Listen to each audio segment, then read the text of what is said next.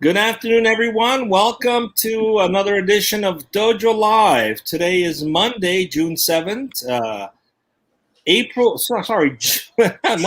7th. It's June 7th, yes. I got lost for a moment. This is Tulio Segusa. I'm broadcasting from New York City today, and this is the recap show, joined by Kim Lantis in Hermosillo, Mexico, and Carlos Ponce in Cuernavaca, Mexico. Hi, guys. Welcome back. Hey.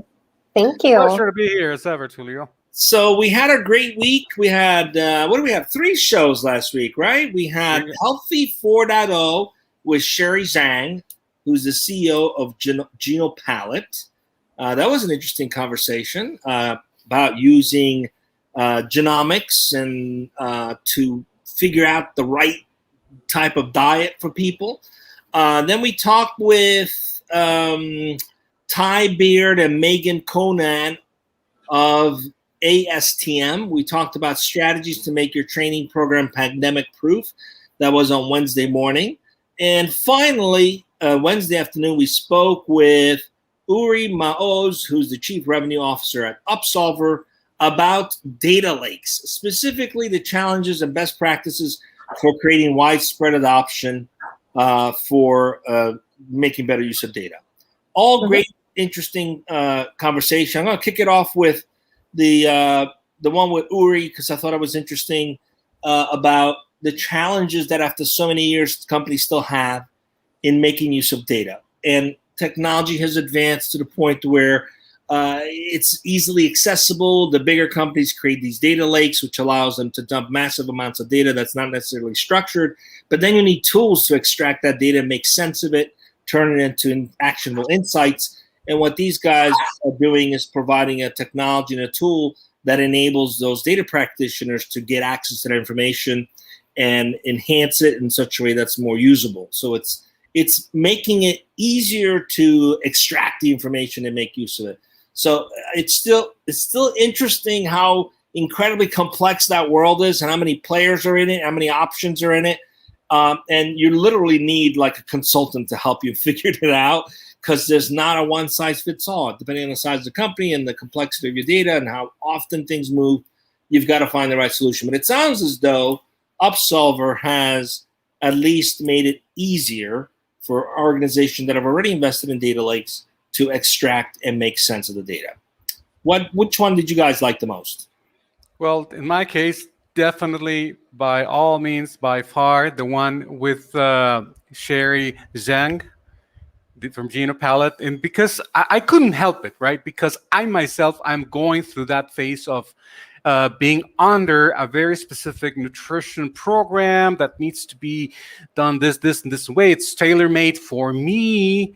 So, I mean, the way that they do it is, I found it incredibly unique. I wish I had access to that approach and that platform before I got into what I have now. Because tailoring a nutrition program based on your own unique genetic information and the way they do it, I don't know exactly how they do it, because they take samples of your own DNA and they tailor a program for you. I mean, I found that extremely amazing. I mean, I think we could boost the effects, or I don't know how to say this, but not the effects, but taking the best advantage of what's out there, right? And just make it work for you. And not only that, but also obtaining. This is something that I thought during the conversation, like obtaining the sufficient data from those programs and approach in order to maybe collaborate with health authorities in the future. I don't know. I just thought it was fascinating. Okay, so that's definitely the one I would remember the most from all the 3 of them. The ones that took place on last week's DojoLIVE. Yeah, it's pretty amazing. I remember I worked with this guy many years ago who was like, you have to change your relationship with food. It's just a way to feed the temple. You can't have feeling, emotional attachment. And I was like, that's really hard to do. But when I adopted that, I was in the best shape of my life. And now I didn't gain the pandemic 15. It was more like the pandemic 40. So I might actually sign up for that program because I need it.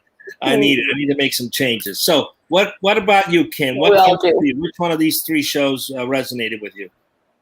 Yeah, I think the two that you both mentioned, more than anything than the particular show, what's resonating with me is this thread that's going through all three shows from last week, as well as most of the shows that we've had recently, and that is accessibility. I'm really loving how technology is just making everything more accessible, right? And it's fascinating to me. We have something that used to be, the fact that we can scan our own genome and find these identifiers at a relatively, accessible economic, first of all, that the technology exists and that anybody can have access to that. The idea that we are making big data accessible to both large and small companies so that they can make use of that. And then we have e-learning and pandemic proofing, the fact that we can talk to anyone pretty much in real time across the world, coming up with ASTM. And accessibility to me is just what's like, I think it's fascinating. Yeah, I mean, and that's a key thing. I think the technology not only gives accessibility, but also improves inclusivity as well, because especially when it comes to training, live training, in-person training, sometimes some people are sort of blocked out of that because the expense to get there is too high, or even the ability to get to a place from another country might be impossible. There's visas issues, etc. So in some regard, the way those trainings were done in the past were not necessarily inclusive. Not that they were intentionally not inclusive, but just the nature of having to physically be somewhere will block some people out. So the pandemic sort of precipitated this need to remove those walls and put in place virtual training and classes. But it opened up an opportunity for a lot of people, which will outlive the pandemic, which is a great thing. And it really goes to show sometimes disaster, there's a silver lining that comes out of these things that helps us to be more inclusive, more open, and give people more choices. In this case, technology is enabling us to do that online. So great shows. Anything else you guys remember before we announce this week's shows? We're almost on time.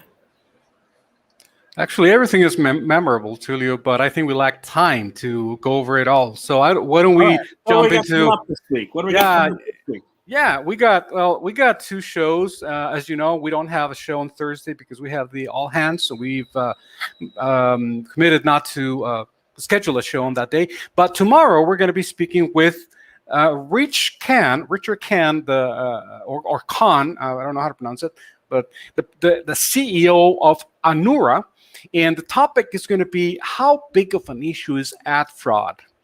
So that's for tomorrow. And then on the following day, Wednesday, we're going to be speaking with Megan Killian, the Vice President of Marketing, and also the CTO. I think is going to be joining us for that particular. I don't have the names yet, but he's going to be the CTO.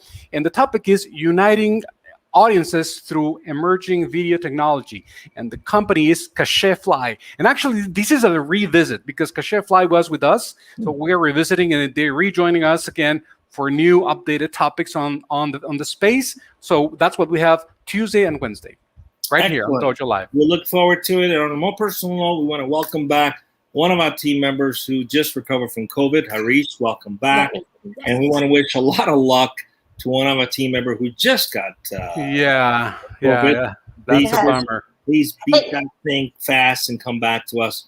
And for everyone else, please stay safe, and we'll see you and soon. interesting to note that they were not together. They actually live on absolute opposite sides of the planet. Different continents. Yes, I know. Yes. Stay safe, everyone. See you soon. See you soon. Thank you, everyone.